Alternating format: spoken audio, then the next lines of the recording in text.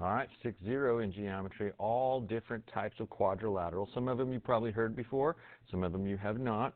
And we're just going to get their definitions and learn how their markings work in a picture. So we got to start off with the most basic one, which is a quadrilateral. And his definition is he's just a four-sided polygon. So you can abbreviate every which way I abbreviate also. There's a lot of words coming our way, so we'll do this. So if you were asked to just draw a quadrilateral, it would just be like this. Remember, he's got to be a polygon, so there's no overhang, got to be closed. That's just a four-sided polygon, no special markings. This next guy does have special markings. You can see he is definitely a quadrilateral, but he's got one set of parallel sides right there in orange and a second set in green. That guy's name is a parallelogram, which you need to spell correctly. So parallelogram, and his definition is he's got two pairs of parallel sides.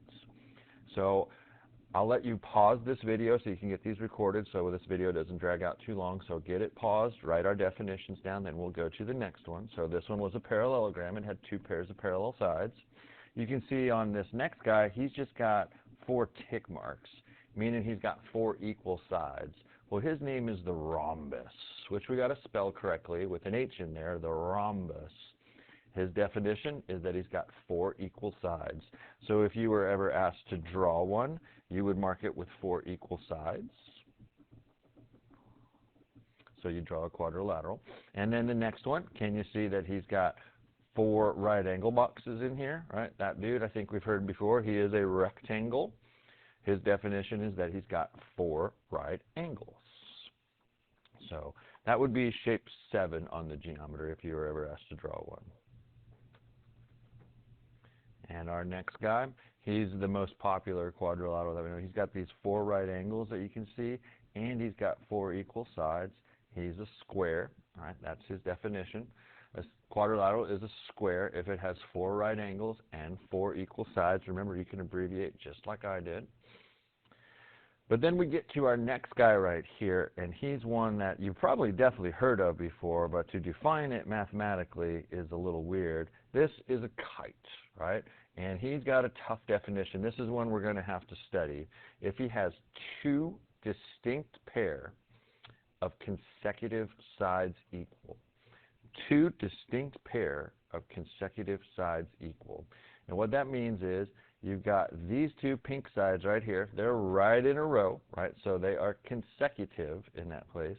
And they're also the same because those 2 guys right there are marked the same.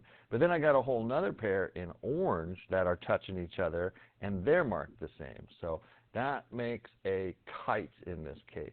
Let me draw you some examples of things that are not a kite right here. So like if I was to just draw a quadrilateral right here and to do this, this doesn't work, right? Because even though I have 2 different sets of sides the same, like they're not touching each other. Those 2 oranges, like if they're marked the same, they have to touch each other to be a kite. So if I was to draw a very generic one like this, you know, it would be like these 2 guys are the same and those 2 guys are the same. It doesn't matter which one's single tick marks and double tick marks, but they have to be like so. So quadrilateral is a kite. If it has 2 distinct pair, that just kind of means like different pair, 2 different pair, like of consecutive sides that are equal to each other. And then this guy right here, do you see he's just got like 1 pair of parallel sides?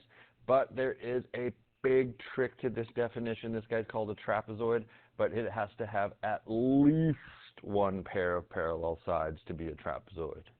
At least is a magic phrase that's going to make this whole chapter flow for us. So we'll talk a lot more about it next time, but at least is very important.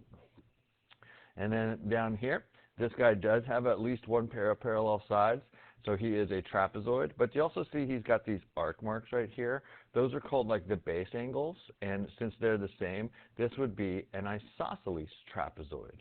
Just like an isosceles triangle has base angles that are the same, an isosceles trapezoid has some base angles the same because it still has at least 1 pair of parallel sides and it has base angles equal.